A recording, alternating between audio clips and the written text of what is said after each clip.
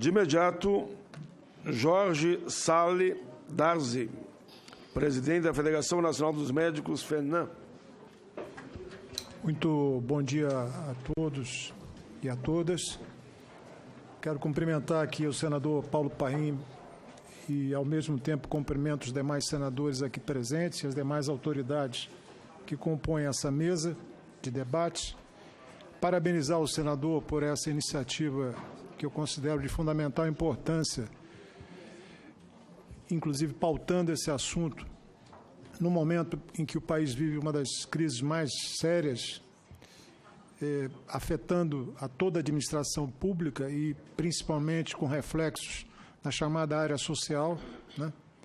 E a saúde, evidentemente, está inserida nesse contexto.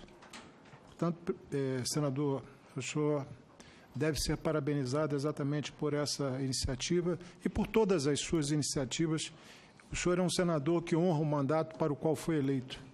E o Congresso Nacional e a população brasileira têm uma enorme satisfação em saber que nesta Casa Legislativa nós temos senadores do seu quilate, da sua importância e do seu compromisso com a causa pública.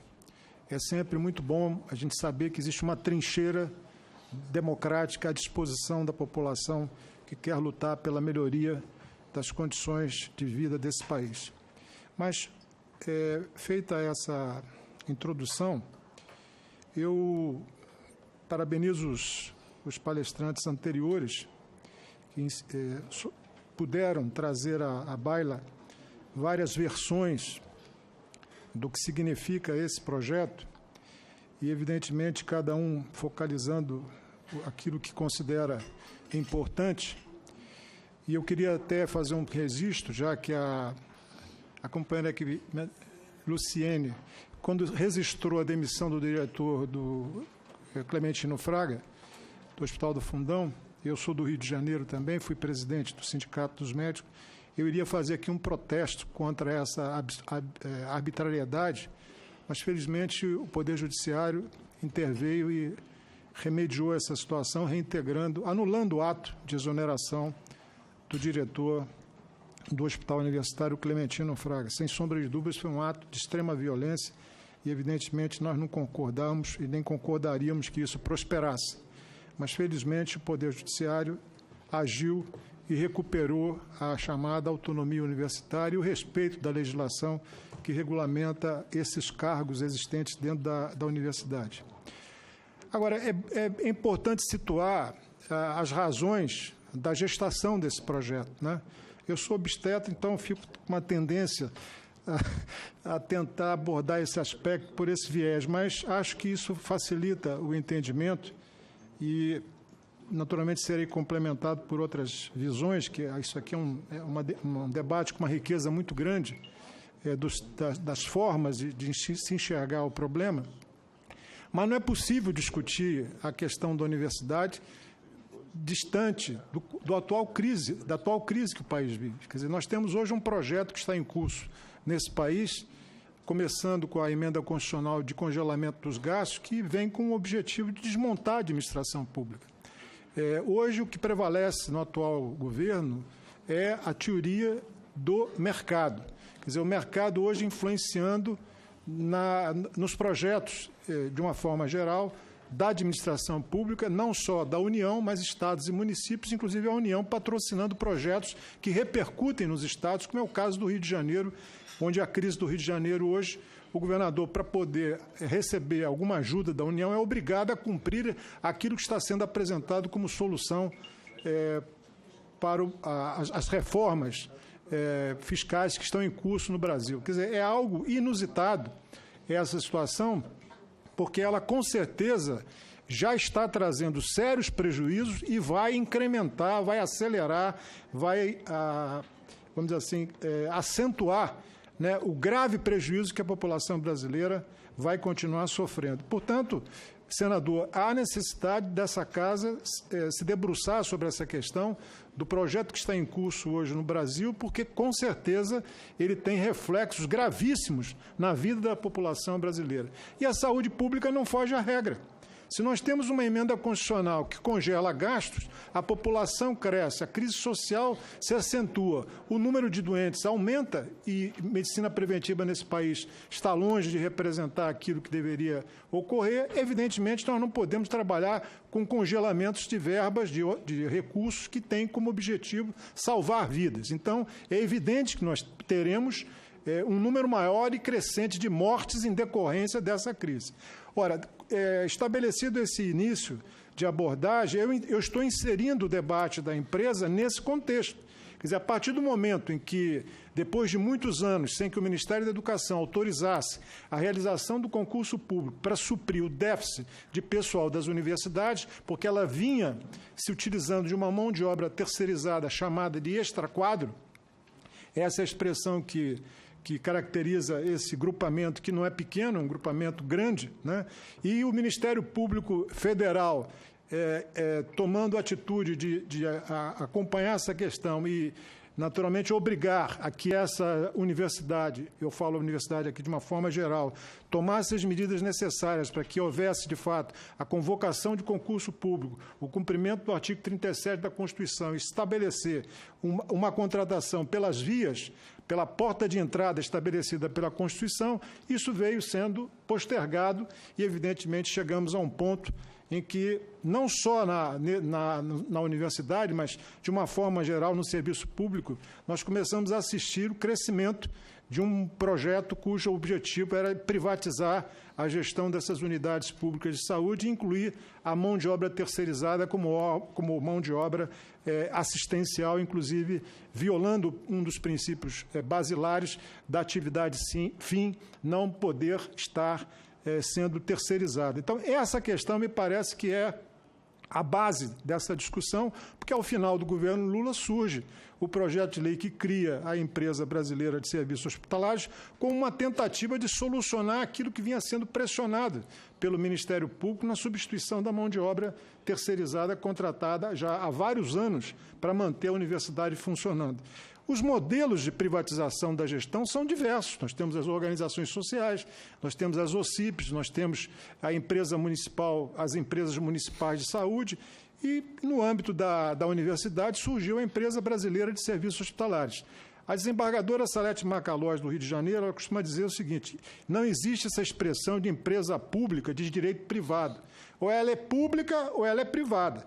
Portanto, a Empresa Brasileira de Serviços Hospitalares é uma empresa de direito privado. Ora, por ser uma empresa de direito privado, eu entendo que colide com os princípios da Constituição e que regulamenta o Sistema Único de Saúde, quando diz que o privado, no que diz respeito à saúde pública, ele é um complemento. Ele não pode assumir o papel do Estado, ele não pode gerir uma unidade pública de saúde. Essa é uma visão que eu tenho, que muitos juristas compartilham dessa ideia, e, inclusive, o próprio projeto da IBSER, logo assim que a lei foi sancionada, o Procurador-Geral da República ajuizou uma ação direta de inconstitucionalidade. Hoje, o Supremo Tribunal Federal tem a responsabilidade de julgar esse pedido de inconstitucionalidade que está tramitando no Supremo sobre o projeto da Empresa Brasileira de Serviços Hospitalares. Portanto, não existe aqui nenhum radicalismo, não existe aqui algo que possa configurar uma situação que esteja desprovida do debate, da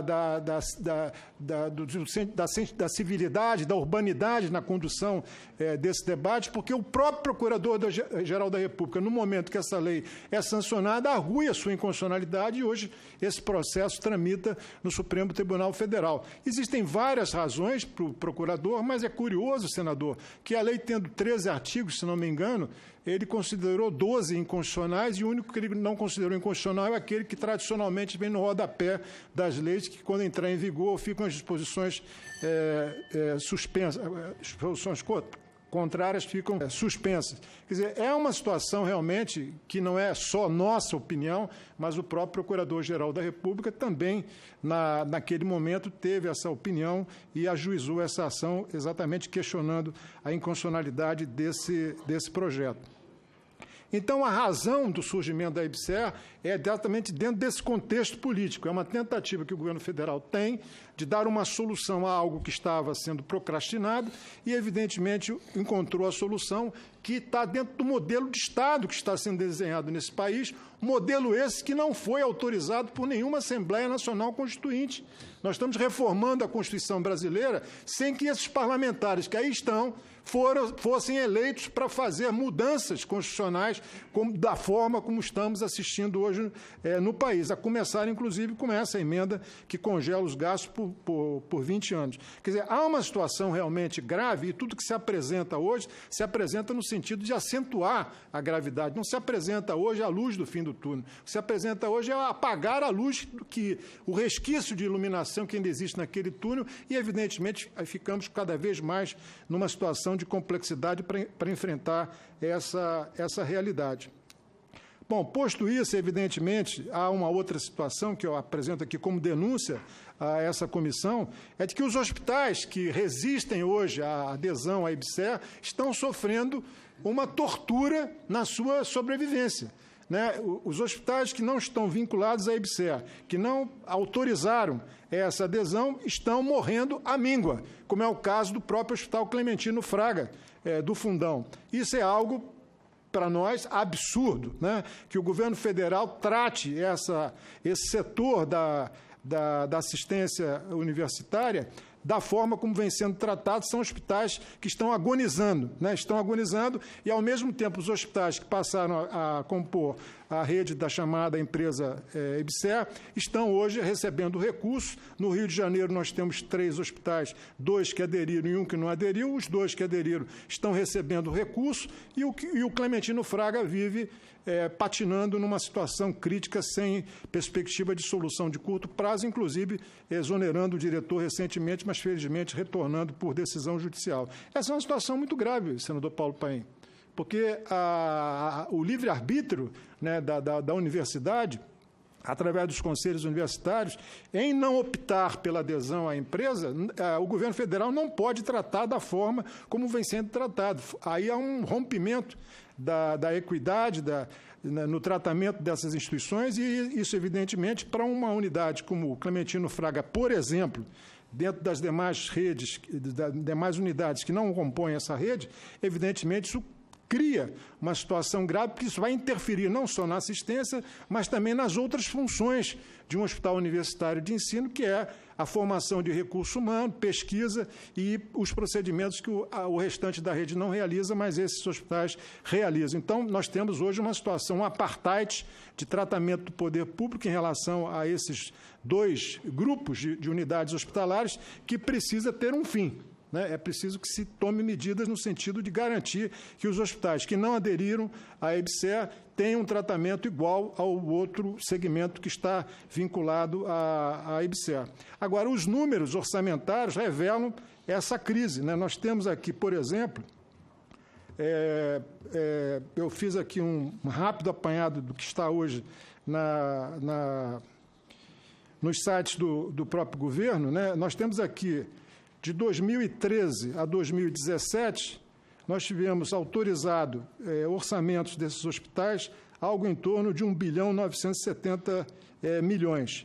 E o que foi, de fato, empenhado foi 1.156 bilhões. Quer dizer, na verdade, o que tinha autorizado e o que foi utilizado, houve uma diferença de quase 900 milhões de reais. Quer dizer, isso explica, em parte, as razões da crise desse segmento importante de hospitais que tem uma função social de grande relevância. A IBSER foi contemplada com 512 milhões, né, é o que foi autorizado nesses 5 anos, 4 anos, né, e, evidentemente, esses 512 milhões, se tivessem existido no sentido de completar essa diferença que houve, nós teríamos um aporte maior de recursos para que esses hospitais pudessem ter uma vida, né, melhor do que está tendo nesse momento em função dessas restrições orçamentárias. Eu queria só, para completar, senador, dizer o seguinte, tomamos ciência agora do relatório do Tribunal de Contas, né, vimos que há algumas situações graves, né, a ausência da transparência dos repasses, vários problemas de gestão. Né. Eu estou vivendo hoje a discussão do dissídio da EBSER. Esse ano, a EBSER não está apresentando nenhuma reposição dos salários dos seus servidores, que está violando a própria Constituição Federal, que é obrigatória a reposição salarial desses trabalhadores, né? Está querendo retirar todas as cláusulas sociais do último acordo coletivo celebrado esse ano, né, que está estendido porque não foi assinado ainda o próximo acordo. Então, é uma empresa que tem uma política de gestão na área de recurso humano perversa, porque trabalha com critérios que o empresariado... A reforma trabalhista está aí e nós já sabemos as distorções que serão geradas a partir da implantação da reforma trabalhista. Portanto, nós não estamos falando de nenhuma instituição que tenha, de fato, uma visão social importante, que venha no sentido de atender às reais necessidades desse setor. Portanto, concluindo, senador, eu entendo que, do ponto de vista jurídico, essa instituição ela não tem, na minha opinião, respaldo jurídico para a sua existência. Não só eu que digo isso, mas o próprio Procurador-Geral da República diz isso. E se está hoje no Supremo Tribunal Federal uma ação direta de inconstitucionalidade, se continuar investindo num projeto que pode ser identificado mais adiante como inconstitucional, me parece que é um atraso grande, ao invés de nós estarmos investindo diretamente nos hospitais federais, porque a mágica da melhoria dos hospitais que estão sob gestão da EBSER é porque eles estão recebendo dinheiro. Só isso. Não há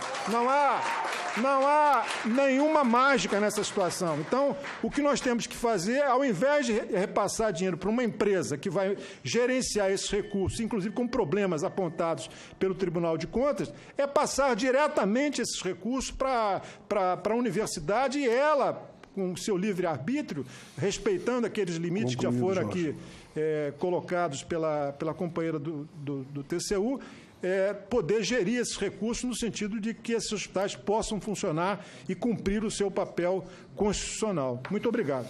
Muito bem. Doutor Jorge Salles Darzi, presidente da Federação Nacional dos Médicos, FENAM.